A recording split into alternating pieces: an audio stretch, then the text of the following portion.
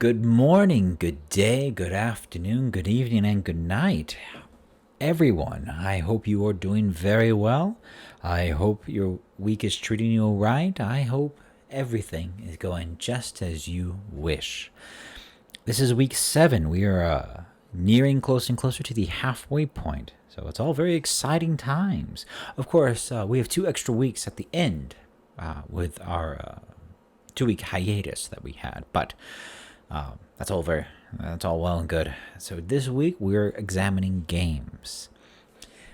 We were not going to have a game presentation or a game lesson because I believe it'll be just too hard to do over a video format. So in this lecture, we're gonna talk about games, how to use them, strengths and weaknesses of certain kinds of games, when to use games in the classrooms and out of the classrooms. All right, let's get started. So games should help promote positive attitudes towards learning. The games should be fun, and also games should encourage active participation. You can't play a game passively. That's not how the game works, or any game works in reality. So games should always have these two things. If games bring out negative attitudes, angry attitudes, things like that, then you're going to have to not play games, or you need to radically adjust games. I had classes like that where students were so competitive against each other that it was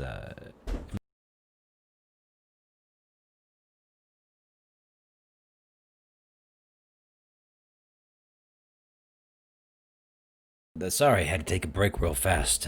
Life finds a way. So we're talking about games and using games in the classroom and using games as a supplement, as a tool of learning. This is something that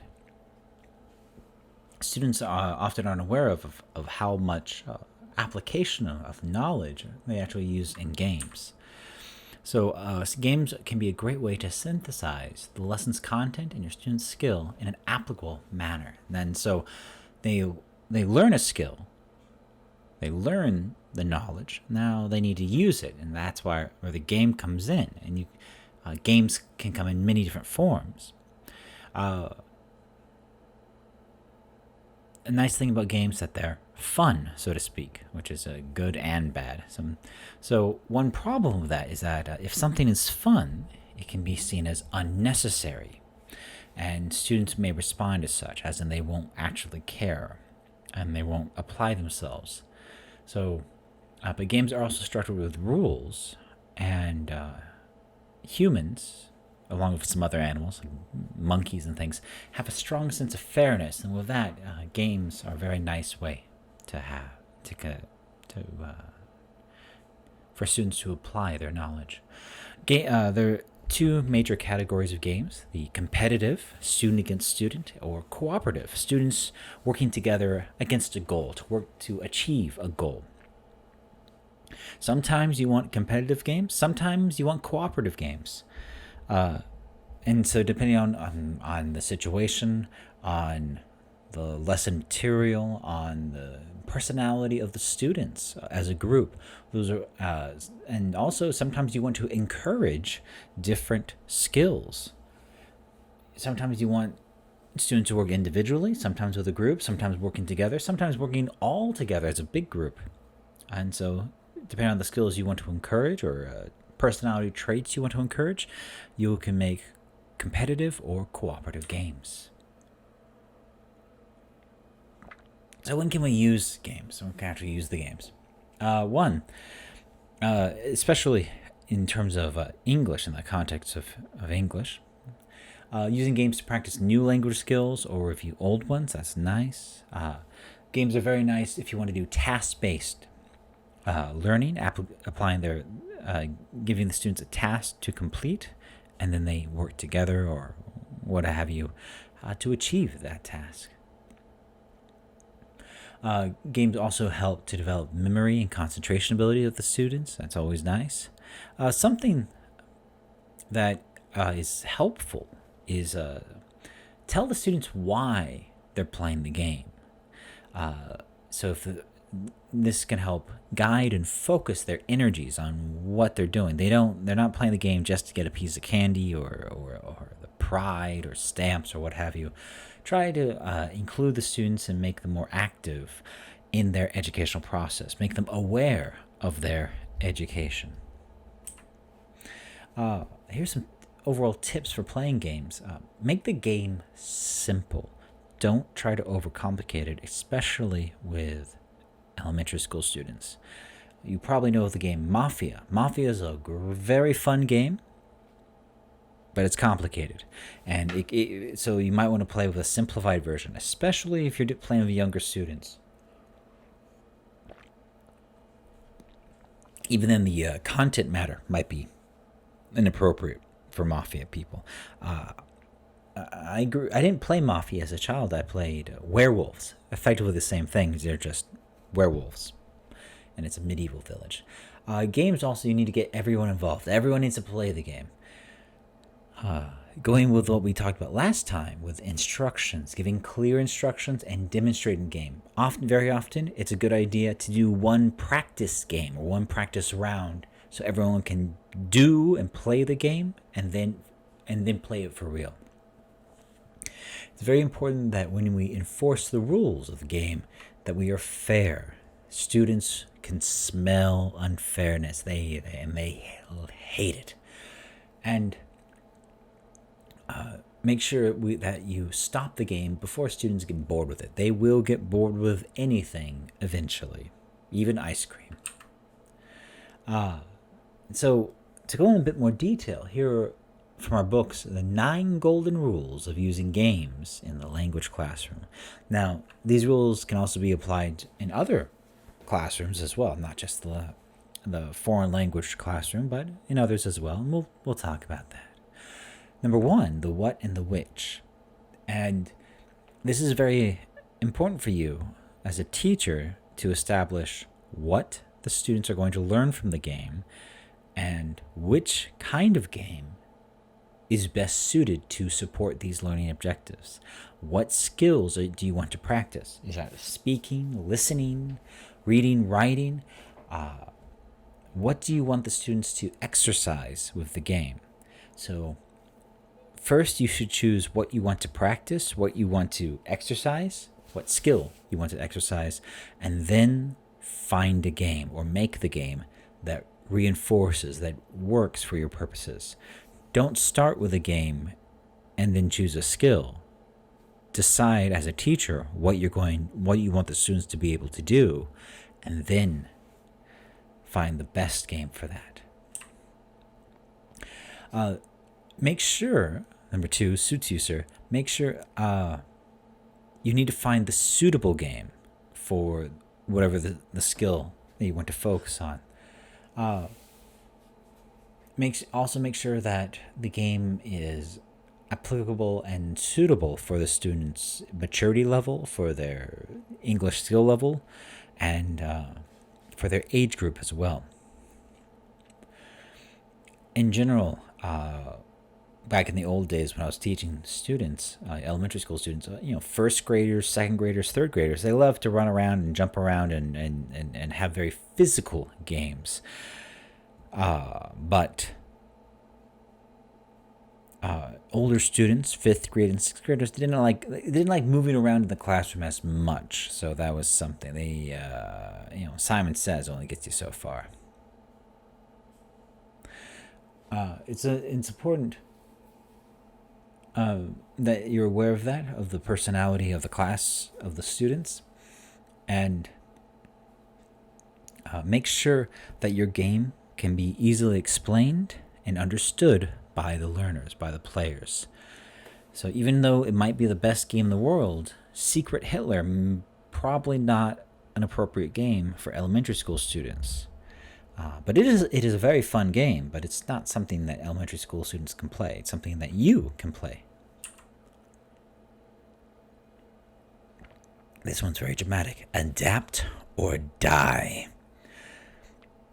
Something that is a bit of a challenge students student teachers to understand or to accept is that teachers have to adapt the material for the needs of the class, for the needs of the students. It's extra work, but we have to do it. So you will need to change games to fit your class, fit the number of students, to fit their grade level, to fit their skill level, to fit their personality, fit their mood of the time, all those things. Even how long it takes. The obvious example here, like if you want to play a quick game of Hangman, well, if you're playing Hangman, you have to make sure you choose words that they know, or that you hopefully have been studying, things like that. So you might need to make games easier, or you can also make them more difficult depending on the skill level of the students. It is something. For its own preparation, make sure that you have all your things ready when you need to play the game. How much equipment do you need? How much printed papers do you need? Make sure that, and this is hopefully what we should be doing, hopefully you can play the game by yourself before you play it with students, so you know how the game's going to go, how it should go. Because sometimes, especially if it's a game we're unfamiliar with that's in the textbook, sometimes we don't really know if it's a good game or if it's a complete game. Textbooks can be wrong. That can happen. And their activities can be incomplete. That can happen. So please make sure that you're prepared for your game before you play it. And this goes back to making the instructions. Make everything as clear as possible. Try to, as mentioned last week, keep it super simple. KISS it. If possible,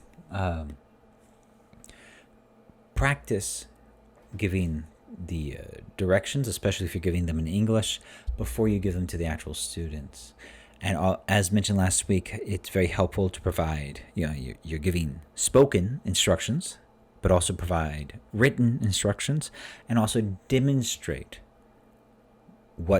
how to play the game. That's also very important.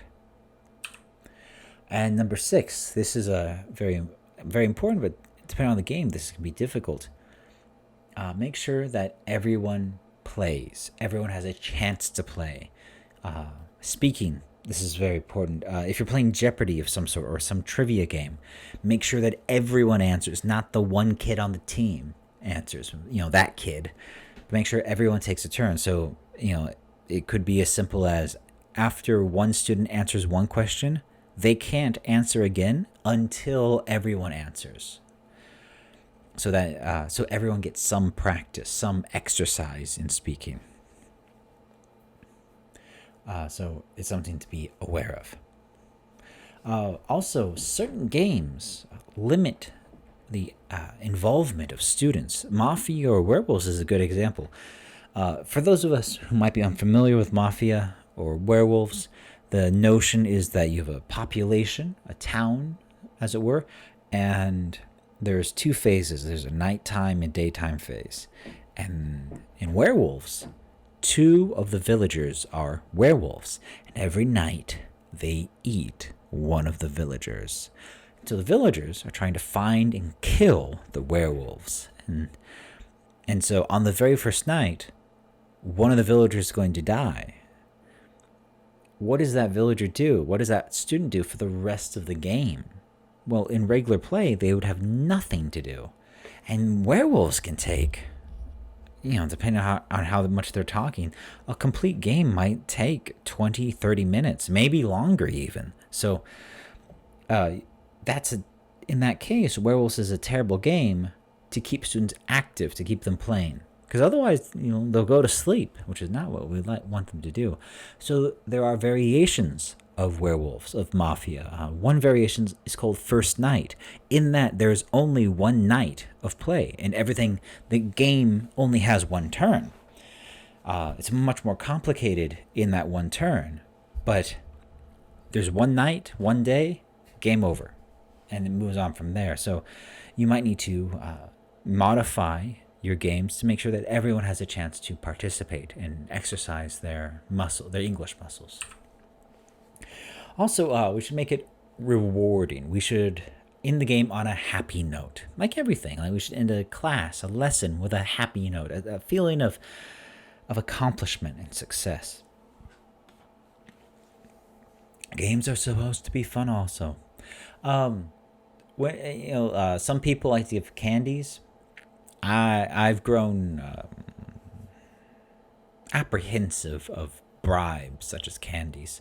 You can because kids bribes have a tendency to rise in price.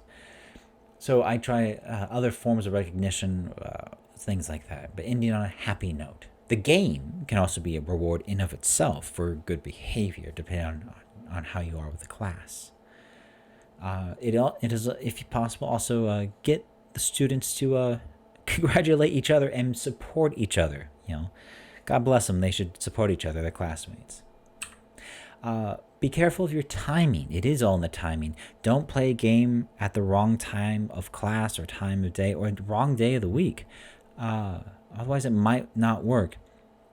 You're not going to schedule a game as the very first thing that you do in the morning. It's not going to work. It's not going to happen. Especially depending on your students. Sometimes, if you're a subject teacher, sometimes it's unavoidable, as it might be, but try not to make it work.